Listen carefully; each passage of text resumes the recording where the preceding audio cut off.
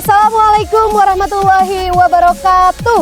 Waalaikumsalam warahmatullahi wabarakatuh. Selamat siang Tretan Klik Madura, ketemu lagi bersama saya Sari Prati dan rekan saya Indah Saiha dalam program Lensa Sekolah Kita.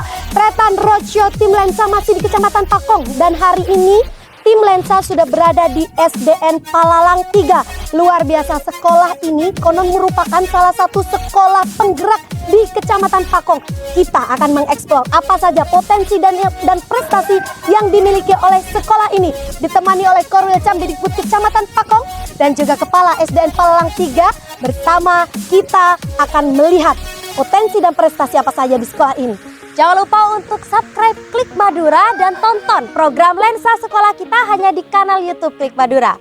Dari SDN Palalang 3, salam Lensa Sekolah Kita. Boleh lanjut. Ayo. Siapa kita? SDN Palalang 3. Siapa kita? SDN Palalang 3. Di sini senang, di sini senang, di sini kita bersenang-senang. Hurra! Di sini senang, di sini senang, di sini kita bersenang-senang. Hurra! SDN Palalang 3.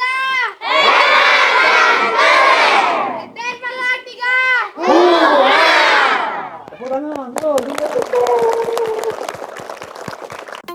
Assalamualaikum warahmatullahi wabarakatuh. Tretan, hari ini saya sudah berada di SDN Palalang 3. Saya ditemani oleh Bapak Agus Haryanto sebagai Kepala SDN Palalang 3. Bapak, monggo mari kita jalan Bapak. Bapak, yang paling menarik saya ketika saya datang ke SDN Palalang 3 ini, saat ini sedang ada pembangunan apa ini? Pembangunan ruang kelas baru. Ruang kelas baru. Ada berapa lokal ini? Kami mendapat satu lokal sebagai penghargaan dari kami dari Bukabid pada waktu itu yang berkunjung ke sini. Iya. Karena melihat kondisi sekolah kami yang kurang memadahi sehingga Bukabid meninjau bahwa sekolah kami mendapatkan satu ruang kelas lagi sebagai bentuk penghargaan karena kami merupakan pelaksana program sekolah penggerak. Sekolah penggerak ya. Sekolah penggerak satu dari berapa? Satu dari 15 satuan pendidikan sekabupaten Pamekasan. Sangat menarik sekali Tretan kalau tadi disampaikan oleh Pak Agus bahwa SDN Palalang 3 ini merupakan salah satu sekolah penggerak. Apa itu sekolah penggerak? Kita akan bahas di sesi podcast. Tapi yang perlu saya sampaikan Bapak Agus, lokal ini nantinya akan menampung berapa siswa dari total siswa yang berada di sini? Ini nanti akan dipergunakan untuk siswa kelas berapa? Ini kami orientasikan sebagai untuk kelas karena ruang kelas kami itu ada penyekatan. Jadi ini akan jadi ada ruang kelas yang disekat? Yang disekat. Baik. Karena memang kondisi yang tidak memungkinkan. Ini kami orientasikan untuk kelas 6 nanti. Baik, kita akan melihat ruang kelas yang konon katanya disekat. Tapi sebelum kita melihat ruang kelas yang kurang representatif sehingga perlu mendapatkan bantuan, kita akan melihat apakah digitalisasi sudah diberlakukan di sekolah ini. Karena kalau melihat dari apa yang disampaikan oleh Pak Agus bahwa sekolah ini merupakan sekolah penggerak, maka harusnya digitalisasi sudah berjalan. Benar, salah satu tuntutan sebagai kami sebagai sekolah penggerak memang salah satunya adalah digitalisasi sekolah. Jadi kami sudah merancang program digitalisasi sekolah untuk kelas 1 dan kelas 4. Kelas 1 dan 4, sebelumnya stop dulu Tretan. Kita harus melihat taman ini. Taman ini menarik sekali di tengah.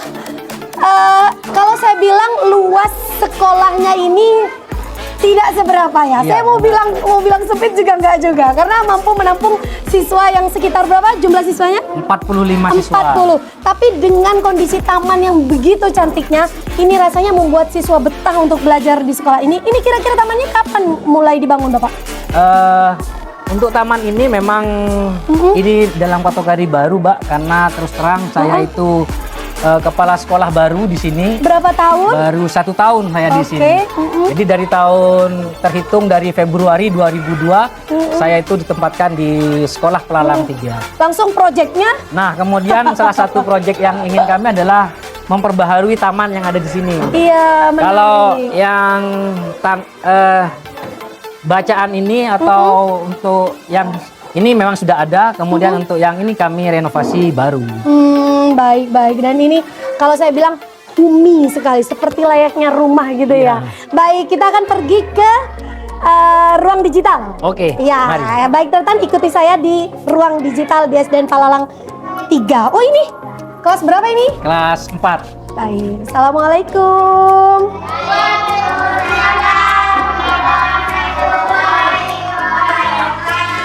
Luar biasa. Ibu, dengan ibu siapa? Ibu Mutmainah. Bapak ini jumlah siswanya memang segini? Iya. Berapa ini?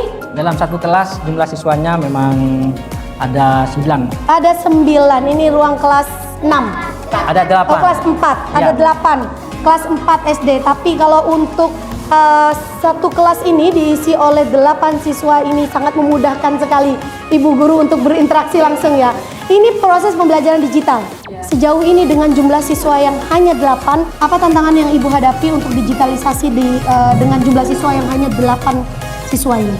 Tidak ada bantuannya Chromebook, Iya. minim karena sekolahnya sedikit. Ya, Bapak kenapa kok belum dapat bantuan Chromebook, Pak Zafar? Jumlah siswa tidak memenuhi syarat. Oh, jumlah siswa. Bantuan itu berdasarkan jumlah siswa. Oh, baik. Ini berdasarkan jumlah siswa. Jadi 8 belum memenuhi. Ya, memenuhi syarat. Tapi itu tidak menyurutkan pembelajaran Iya, digitalisasi ya. iya. Oke. Dan anak-anak langsung bisa mengerti dan memahami Insya Allah bisa. untuk digitalisasi di sini. Iya. Baik, yang selain menarik bagi saya Pak Agus, walaupun ini hanya 8 dan ruang kelasnya saya bilang bagus ya, ini ada pojok baca di sini. Dekoratif sekali ruang kelasnya dan juga ada pojok baca. Ibu, kalau kita bicara dekorasi di kelas ini, siapa ini kemudian yang mendekor? Siapa yang mendekor? Ibu? Iya, dibantu sama anak-anak atau ibu sendiri? Dibantu sama anak. Dibantu sama anak-anak ya. Berarti kalian luar biasa ya, berkarya untuk kelasnya. Baik, kita pergi ke taman baca. Tretan, saya ajak Tretan untuk pergi ke taman baca di kelas 4 ini. Boleh? Baik Tretan, walaupun jumlah siswa di sini hanya 8 di satu kelas, tapi rupanya memaksimalkan semua potensi yang ada untuk meningkatkan pembelajaran. Baik dari itu digitalisasi maupun di sini ada pojok baca. Ibu, pemanfaatan pojok baca sendiri bagaimana? Apa di sini punya perpustakaan, Bapak? Ada. Perpustakaan, di tengah ada perpustakaan, masih memaksimalkan pojok baca. Iya. Bagaimana? Agar Pak? memudahkan anak-anak tanpa harus ke perpustakaan. Iya, ada program khusus untuk peningkatan literasi di kelas ini dengan adanya pojok baca. Ada. Anak-anak setiap pagi itu disuruh membaca. Iya. 15 menit sebelum pembelajaran dimulai. Iya, ada implementasi dari selesai membaca itu Ada. apa? Menulis jurnal. Menulis jurnal. Itu sudah dilakukan literasi, mulai dari kelas 4. Mulai dari kelas 4. Luar biasa. Ini semua kelas 4, 5, 6 atau Semua. semua 1, 2, Kalau 3 sekarang juga? semua. Semua. Iya, baik. Cuman memang di pojok baca ini lebih diutamakan untuk meningkatkan literasi mereka ya. Iya. Baik. Ini Tretan. Agar anak-anak senang. Iya, kalau boleh Tretan lihat bagaimana ini dekoratif sekali dan ini membuat nyaman anak-anak yang datang ke pojok baca. Terima kasih Ibu, kita akan melihat kelas-kelas yang lain. Mari saya pamitan dulu. Baik Pak Agus, kalau tadi sudah dari kelas 4 ya Pak Agus ya? Ya, Ini ternyata di depan kelas 4 ada pojok baca. ada tempat ruangan untuk anak-anak baca. Rasanya ini semua lahan dimanfaatkan betul sama Pak Agus ya? Betul. Tidak ada sedikit pun lahan yang terbuang. Kami memaksimalkan dengan lahan yang sesempit mungkin. Sesempit mungkin. Kami optimalkan agar Iya. anak-anak itu kadang-kadang bosan kalau baca di dalam kelas. Iya. Jadi kami itu mengoptimalkan lahan sehingga mereka tuh mau membaca. Sementara program literasi harus tetap berjalan. Tetap. Maka bagaimana membuat anak-anak menarik untuk membaca ya? Iya. Baik Tretan, kita sudah sampai di perpustakaan. Perlu Tretan ketahui bahwa lokasinya ini memang sangat berdekatan karena memang sekolah ini sempit sekali. Iya. Ini dari kelas 4 tadi langsung ada pojok baca dan ini sudah ada perpustakaan. Baik, Bapak Agus. Iya. Bapak Agus, untuk sekolah yang hanya berjumlah tidak sampai 50 siswa, saya pikir perpustakaan ini sudah sangat representatif. Benar. Dengan kondisi perpustakaan yang bersih, juga luas, memungkinkan anak-anak untuk menjadikan perpustakaan sebagai pusat literasi, selain juga mengandalkan pojok baca. Iya. Kira-kira apa yang menurut Pak Agus harus diperbaiki dari perpustakaan ini? Untuk melengkapi barangkali? Memang untuk perpustakaan di SDN Pelalang 3 ini, sementara ini kami tuh bantuannya dari sudah sekitar 10 tahun yang lalu, Mbak. Oke. Jadi terkait dengan penyegaran buku-buku kurikulum merdeka, karena kita itu pelaksana kurikulum merdeka. Kurikulum merdeka. Jadi buku-bukunya masih belum memiliki kurikulum yang baru. Oh. Jadi kami tetap mengoptimalkan buku-buku Masih yang belum lama. sesuai standar ya? Nah, benar. Oke. Tapi program untuk peningkatan literasi di perpustakaan ini bagaimana, Bapak? Untuk program literasi di perpustakaan ini, Adakah kunjungan wajib dari kunjungan wajib siswa? itu kami atur setiap hari, Mbak. Jadi untuk hari Senin itu untuk kelas 1. Itu diadakan pada jam istirahat. Jadi ketika jam istirahat sekitar jam 9 sampai jam 9.15 menit itu untuk kelas 1 itu diwajibkan untuk mengunjungi kelas. Jadi mereka itu mengunjungi perpustakaan, kemudian mereka memilih buku yang mereka sukai. Iya, betul. Kemudian setelah itu nanti mereka akan dicatat dan mereka boleh membawa pulang bukunya itu atau boleh dibaca di sini. Iya. Setelah mereka membaca, nanti mereka itu diwajibkan oleh gurunya untuk membuat suatu resume. Iya. Atau Nge-review gitu ya. Oke. benar, review menurut bahasa dan Mereka cara sendiri. mereka sendiri. Baik. Ada kalau kelas 1 tuh secara sederhana saja. Jadi mereka itu Apa sudah yang mereka bisa baca sudah mereka tulis ya? mereka sudah bisa membuat beberapa kalimat, itu kami sudah anggap cukup untuk penambahan literasi bagi mereka. Iya, kalau tadi Pak Agus menyampaikan bahwa ini belum standar sekolah penggerak, kira-kira Tretan di Klik Madura yang menonton program Lensa Sekolah ini, sekolah kita perlu tahu apa itu sekolah penggerak dan apa dampaknya serta implementasi apa yang bisa didapatkan di sekolah ini dengan pemberlakuan sekolah penggerak. Kita akan ngobrol di sesi podcast nanti. Mari Pak Agus. Iya Tretan, sesuai janji saya tadi bahwa saya akan membawa Tretan ke semua sudut di SDN Pelalang 3 ini. Salah satunya ada satu lokal yang mana pembelajarannya di sini di-sekat ya Bapak ya. Betul. Kita akan melihat bagaimana proses pembelajaran di kelas yang di-sekat. Tapi nanti akan bagus dong kelasnya ya. Oke, setelah pembangunan dilihat saja, selesai. Bu. Di mana ini? Yang di sini. Yang di sebelah sini. Oke. Baik. Baik, kita akan ini ruang yang di-sekat. Kelas Iya. berapa Bapak? Ruang kelas 6 Kelas 6 disekat berbagi dengan kelas berapa? berbagi dengan ruang kelas 3. Kelas 3. Ya. Assalamualaikum.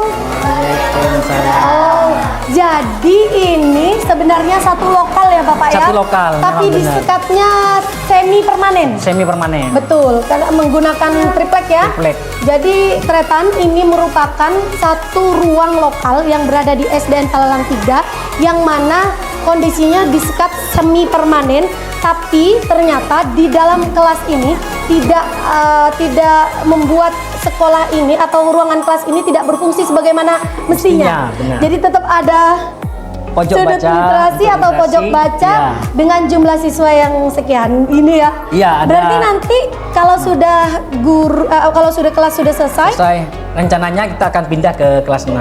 dan Ruang ini kelas. dibuka gitu. dibuka yang ini, Mbak. Wah, luar biasa. Inilah dia Tretan kelas yang ruangnya disekat, dan nanti akan mempunyai ruang kelas baru. Senang punya ruang kelas baru? Nah. Baik. Baik Tretan, kalau tadi sudah melihat bagaimana kondisi SDN Palalang 3 ini bersama Pak Agus Haryanto, tadi sudah melihat satu persatu ruang kelas karena memang sekolahnya sempit ya, jadi mudah sekali untuk mengeksplor semua potensi di sekolah ini. Tapi ada yang menarik sekali di sesi podcast kali ini karena SDN Palalang 3 ini merupakan salah satu dari 2 sekolah yang merupakan sekolah penggerak di Kecamatan Pakong. Boleh diceritakan Pak Agus pada Tretan Klik Madura di program Lensa Sekolah Kita, apa sih keunggulan dengan menjadi sekolah penggerak dan apa dampaknya bagi pendidikan di sekolah ini? Baik, terima kasih kami sampaikan untuk Lensa Sekolah Kita yang mau mengeksplor datang jauh dari sana untuk ke sekolah kami. Iya, betul. Perlu kami ceritakan di sini bahwa sekolah penggerak itu adalah sekolah rintisan dari Kementerian Pendidikan dan Kebudayaan, Riset dan Teknologi. Untuk menjadi sekolah penggerak itu syaratnya kepala sekolah harus mendaftar pada SIM PKB sehingga mereka harus mengikuti 2 kali seleksi. Iya. Seleksi yang pertama itu mengisi isi pada SIM PKB, kemudian seleksi yang kedua kami itu melakukan tes simulasi mengajar dan tes wawancara. Setelah dinyatakan Itu tahun berapa? itu kami laksanakan pada periode Desember tahun 2022. 2022. Artinya ini baru tahun pertama penerapannya ya? Betul. Jadi kami itu penerapan dari mulai tahun pertama ini pada awal Juli, Mbak. Jadi pada awal tahun ajaran baru tahun 2023-2024. Jadi kami itu jika suatu sekolah dinyatakan lulus sekolah penggerak itu akan ada kontrak selama 3 tahun dengan Kementerian Pendidikan dan Kebudayaan, Riset dan Teknologi. Jadi agendanya kami itu setiap bulan itu harus melaporkan progres terkait dengan implementasi kurikulum merdeka yang kami laksanakan di satuan pendidikan kami. Jadi ada 4 kegiatan yang harus kami laporkan itu setiap bulan. Yang pertama itu adalah Project Management Office atau PMO.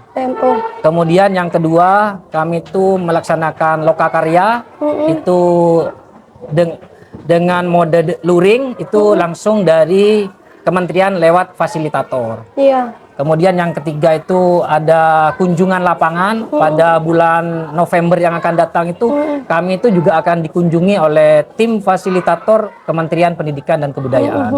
Itu akan mengevaluasi keseluruhan terkait dengan pelaksana sekolah penggerak di satuan pendidikan kami. Iya, baik Pak Agus. Kalau kita berbicara sekolah penggerak, apa yang disampaikan Pak Agus tentu untuk mencapai menjadi sekolah penggerak sampai di titik ini melalui proses yang sangat luar biasa. Yang perlu masyarakat ketahui apa dampak yang paling terasa sehingga ketika pemberlakuan sekolah penggerak ini terasa betul pada masyarakat, pada wali murid, pada siswa. Apa yang paling terasa Pak Agus? Dampak yang paling terasa terkait dengan sekolah penggerak ini yang pertama yaitu tentang peningkatan mutu kompetensi sumber daya manusia di satuan pendidikan kami. Jadi kami itu akan mendapatkan pelatihan selama 1 tahun penuh. Semua guru atau hanya kepala sekolah? Semua stakeholder yang ada pada satuan pendidikan kami itu dari pengawas sekolah, kepala sekolah, kemudian seluruh guru, baik itu guru kelas, untuk guru kelas maupun guru mapel. Untuk tahun pertama, karena kontrak kami 3 tahun, untuk tahun pertama itu pelaksananya pada kelas 1 dan kelas 4. Kemudian untuk kelas berikutnya itu pada tahun kedua dan tahun ketiga. Iya, ini menjadi modal utama untuk meningkatkan kualitas pendidikan di SDN Palalang 3. Pak Agus, kalau tadi bicara tentang peningkatan SDM guru dengan selalu ada pelatihan khusus, artinya mendapatkan perhatian khusus dari kementerian. Kira-kira apa yang bisa Pak Agus ceritakan, program-program apa yang diberlakukan di sekolah ini sehingga sekolah ini batu loncatan menjadi SDN penggerak ini benar-benar terasa bagi masyarakat? Betul. Jadi endingnya terkait dengan program sekolah ini, sekolah penggerak ini, bahwa nanti sekolah kami itu akan menjadi rujukan dari sekolah minimal di 1 gugus, Mbak. Minimal Dan di satu gugus di ya. Ada satu berapa gugus. sekolah di satu gugus Di ini? satu gugus itu ada 4 sekolah. 4 sekolah. Jadi ada di gugus kami itu terkumpul di gugus 4 Kecamatan Pakong itu SDN Pelalang 1, SDN Pelalang 3, SDN Setur 1, SDN Setur 2. Iya. Jadi minimal nggak cuma berdampak pada masyarakat, tapi juga sekolah ya. Ya benar. Iya. Jadi dampaknya kami itu nantinya harus berbagi, Iya. berbagi praktek baik terkait dengan apa yang kami laksanakan pada sekolah penggerak itu. Bagaimana implementasi kurikulum merdeka, bagaimana kami itu merancang modul ajar, bagaimana kami melaksanakan proyek penguatan profil Pancasila agar sementara ini di banyak tempat bahwa untuk penerapan proyek penguatan proyek profil Pancasila itu banyak miskonsepsi. Betul. Nah, maka dari itu kami selaku sekolah penggerak menjadi istilahnya mentoring terkait dengan pelaksanaan bagaimana merancang modul proyek penguatan profil Pancasila itu yang benar seperti apa. Jadi seperti itu, Mbak. Ya, apa yang dimanfaatkan, apa yang Pak Agus manfaatkan dari penetapan SDN Palalang 3 sebagai sekolah penggerak ini? Apa yang dimanfaatkan oleh Pak Agus bersama Dewan Guru? Tentu yang kami manfaatkan dari program sekolah penggerak ini yang pertama adalah ya tadi sudah peningkatan sumber daya manusia, kemudian program digitalisasi sekolah. Digitalisasi, betul. Kemudian penguatan profil Pancasila serta perencanaan berbasis data. Artinya walaupun sekolahnya dengan jumlah siswa tidak sampai 50, tapi Benar. program digitalisasi di sini sangat digerakkan ya. Betul. Dan juga ada kalau tadi kita sempat mereview, ada juga beberapa baik itu silat, potensi lainnya baik itu silat dan juga tahfidz ya. Betul. Ini yang berdampak ya bagi masyarakat khususnya wali murid. Pak Agus, dengan adanya perhatian khusus dari kementerian untuk SDN Palalang 3, apa harapan Pak Agus ke depannya untuk SDN Palalang 3 ini, mengingat jumlah siswa ini jelas seiring atau sinergi dengan kemajuan sekolah? Apa yang Pak Agus harapkan? Jadi ini merupakan suatu momentum Iya, bagi kami. betul. Bagaimana kami itu mengenalkan SDN Palalang 3 yang notabene merupakan sekolah kecil yang letaknya memang di suatu desa yang Iya. jauh di sana. Jadi Jauh ini sekali. merupakan Sampai momentum. mobil kita tidak bisa masuk ke sini. Benar. Baik. Jadi ketika kami itu dinyatakan dulu sebagai salah satu pelaksana program sekolah penggerak, jadi ini merupakan momentum Iya, betul. untuk mengenalkan sekolah kami. Inilah Jadi, Palalang inilah 3. sekolah Palalang 3. Di mana walaupun sekolah kecil, tapi kami bisa mampu untuk menunjukkan bahwa kami juga bisa bersaing seperti dengan sekolah-sekolah kami yang khususnya di Kecamatan Pakong. Boleh Pak Agus di kesempatan di program Lensa Sekolah kita ini, Pak Agus boleh spill apa saja nilai tawar pada masyarakat jika menyekolahkan anaknya di SDN Palalang 3? Baik. Di sekolah Palalang 3 itu ada beberapa kegiatan yang Iya. bisa dijadikan unggulan. Yang pertama seperti tadi bahwa kami itu ada program tahfidz Tahfidz, untuk kelas bawah dan kelas tinggi. Untuk kelas kami itu fokus pada kelas 4, 5, dan 6. Memang ini adalah program baru di sekolah kami, tapi kami mencoba untuk merekrut tenaga yang ada di sekitar Palalang ini untuk dijadikan pengajar, guru pengajar di program tahfidz ini. Alhamdulillah kami dapat dari salah satu masyarakat sini, baik. itu lulusan dari Bekasi, Mbak.